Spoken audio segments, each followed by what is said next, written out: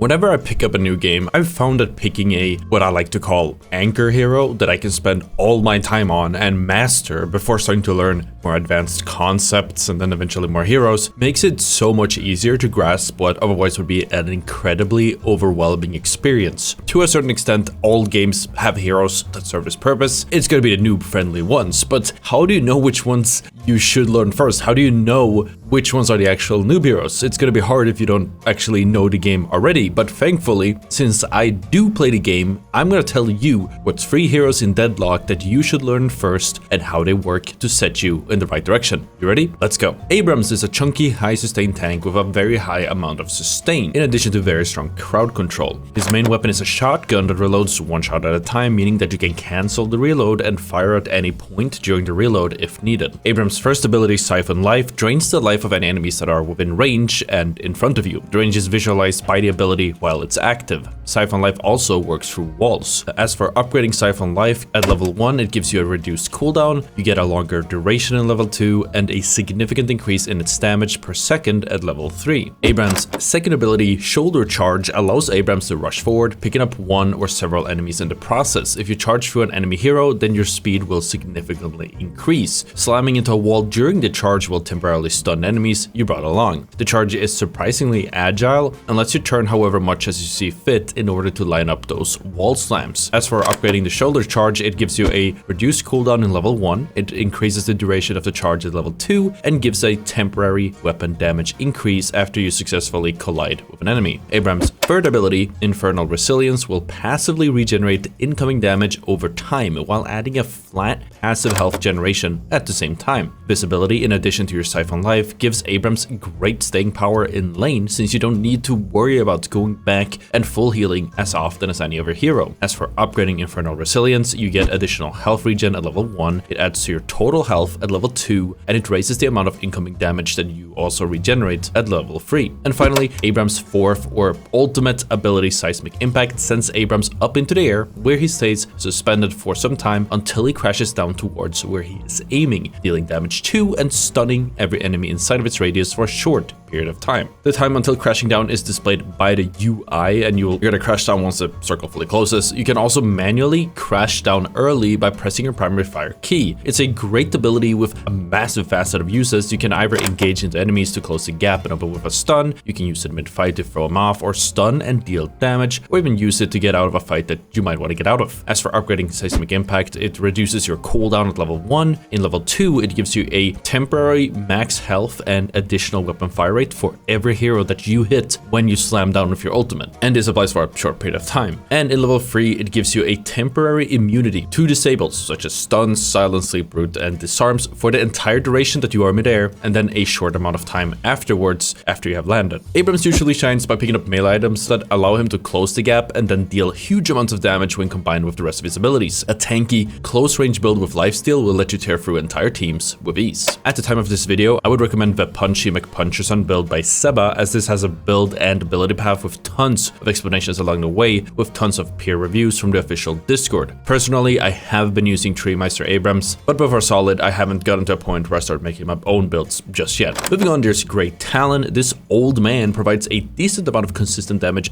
through his bow and less aggressive damage fall off. He can take off angles and harass the enemy lanes with the press of a button. His kit is on the simpler side, which makes him a great choice for a starter hero to get familiar with. So let's go over how he works. Great Talon's first ability, Charged Shot, charges up a powerful shot that after a brief moment loses towards wherever you are aiming. The shot fires as a projectile that travels slower than your bow with a very slight downward trajectory over very long ranges. Basically doesn't matter. This shot will pierce through enemies and doesn't seem to have any damage fall off over any range, making it a great ability to look for poke damage across any distances. Holding your primary fire key after activating the shot will make you hold onto it until you let go of the key and shot. This can let you prepare your charged shot around corners, or you can use this to throw your enemy's sense of timing off if you know that they're gonna dodge the moment that the charged shot would go out. You can start the charged shot mid-dash, so you don't need to stand still in one place when using it. When it comes to upgrading the charged shot, at level 1, you receive an extra charge, simple enough. At level 2, your charged shot will deal additional damage, and at level 3, its damage scaling has improved, meaning that it deals more damage based off of your build, in addition to having a reduction to its charge delay, which lets you fire off more charged shots in a shorter amount of time. Great Talon's second ability, Rain of Arrows, launches Great Talon airborne, where he then very slowly glides through the air. Any shot fired during the glide will be multi-shot, meaning that instead of one, Great Talon will fire 5 arrows in the direction that he is pointing. It's worth noting that each one of these arrows deal the same amount of damage as a singular one, meaning that if you hit all 5, then you will deal 5 times as much damage per shot against your target. After the duration has run out, as long as Great Talon is descending, he actually will still have the ability to multi-shot on the way down. You can activate any of your abilities as you are mid-air. This means you could use your ability to get some air and then try sniping enemies and say other lanes to help them out, or maybe even to secure a kill. Activating Rain of Arrows indoors will bonk your head against the ceiling and cap how far up you can go. Since you gradually glide downwards as it's active, your Rain of Arrows might be cut short if you touch the ground before its normal duration is over. You can also manually cancel Rain of Arrows at any time, and if you do, I recommend double hitting the crouch or slide button, which consumes 1 stamina and sends you down towards the ground much faster than it would otherwise. You can also still dash around while mid-air, but I don't really see the point, because if you need to dash, then you probably need to get out of your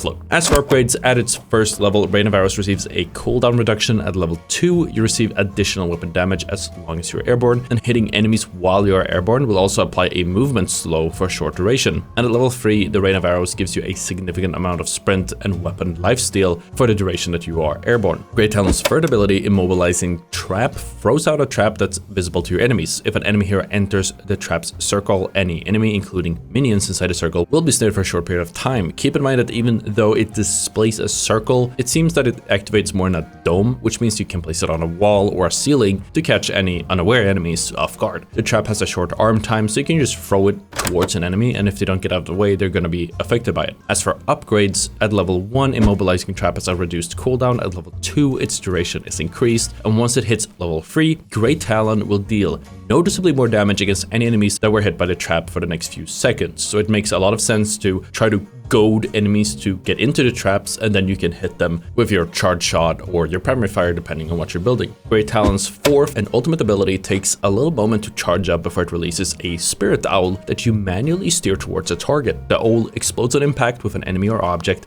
damaging and stunning enemies within its range. The owl is steered by your aim and can be sped up by holding primary fire. Keep in mind that steering the owl is a little bit clunky, as it won't immediately turn with your aim. It will instead turn towards it, so be careful when flying it through tight spaces. You can also detonate it early. If you get any kills with the owl, you'll actually get rewarded with permanent spirit power per kill. Unless detonated, the owl will remain in the air for as long as you are alive, and it has a duration left. It usually has enough of a duration to fly into nearby lanes, which can help your teammates out while also rewarding you with additional souls and that juicy permanent spirit power. Just keep in mind that activating the guided owl leaves that old frail man behind, and that you are completely exposed to the enemies pushing up and killing you as you're busy guiding the owl, so make sure to do it somewhere safe. When it comes to upgrades, the owl deals additional damage at level 1, it has a significantly shorter cooldown at level 2, and at level 3, it will instantly kill any enemies that are left under 22% after its initial hit. After some testing, this does not mean that they need to be 22% or lower to be one shot, because in most cases that's going to be enough to kill them with the base damage anyways. What it does mean is that as long as your shot gets them under 22%, so let's say they have 21% of health left after the explosion,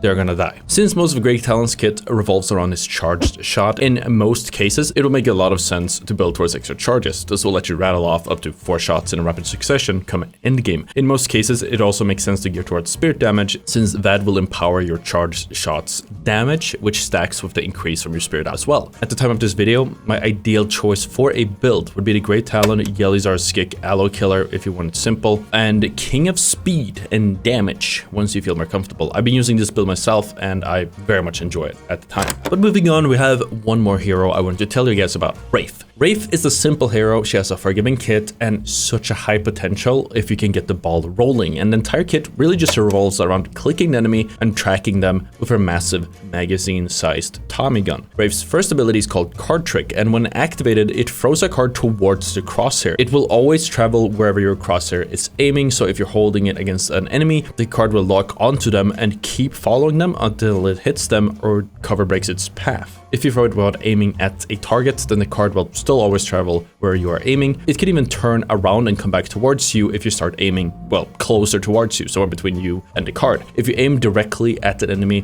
when it is midair, it's going to lock onto them the same way as if you activated it when you're aiming straight at them, which then will lead to a hit. That being said, it doesn't need to be super precise because upon landing, card deals damage in a sphere, damaging any nearby enemies. With that in mind, if an enemy is behind cover, then you can just throw the card next to the cover and let the splash damage take care of them. You can also throw the card in a wide arc and then lead it back towards the cover for a stylish hit. The cards charge up as long as you deal damage to enemies. It's worth noting that your cards will charge significantly faster when you deal damage to heroes rather than minions. It is a massive difference. When it comes to upgrades, at its first level, you get an additional card charge that you can throw out. At level 2, it will deal additional damage, and at level 3, you will charge up new cards at a significantly faster pace. Wraith's second ability, Project Mind, lets her teleport towards the crosshair after a small casting time. Teleporting leaves a trail of cards in your wake, which will help enemies track where you went. It has a very far range and can be used in any direction that you are aiming. I like to use Project Mind if I'm getting dove or pushed by enemies, either to a safe spot or just straight up into the air so I can rain hell on them from above, though generally speaking, it is ideal to teleport to your teammates or up on a nearby high ground. When upgraded, it will get a longer cast range at level 1, and at level 2, it provides a decent bullet shield for a few seconds after you use your teleport. The size of the shield scales with your spirit power, and at level 3, you receive a massive cooldown reduction. Wraith's third ability, Full Auto, temporarily boosts the fire rate of your primary weapon while also applying the same effects to any nearby teammates who receive half of that bonus. When you upgrade it at level 1, you receive a cooldown reduction. At level 2, you deal additional spirit damage per bullet during Full Auto, and at level 3, you'll also receive a decent amount of the bullet damage you deal back as bullet lifesteal. When you are laning, I actually like using Full Auto almost off cooldown if I'm trying to trade damage with an enemy, just to get a little bit of charge towards my cards so I can actually poke with them. In general, when it comes to Deadlock, seeing as there isn't really mana, unless your cooldowns are really long or you have something that you need to counter something that the other laner has, most of the time you kind of just want to use your abilities off cooldown to maximize the amount of damage and influence you output per minute. But anyways, moving on, Wraith's fourth and ultimate ability is Telekinesis, and it lets you target an enemy hero and send forward a debuff that travels between you and them. After the debuff hits them, they get lifted into the air and get stunned for a short period of time. Once the lift ends, if they aren't dead already, they will also receive a decent chunk of damage. While it has a good range, activating Telekinesis at a far distance gives the enemy more leeway to react and run away from you, or to stun you, or to cut off line of sight to stop you from getting free shots on them during Telekinesis. As such, in many cases, it might be worth it to activate it when an enemy is pretty close to you, as this severely limits just how much wiggle room they have in surviving the ultimate. With that in mind, if you know that you have enough damage to survive a 1v1, you could all in by using your Project Mind to close the gap,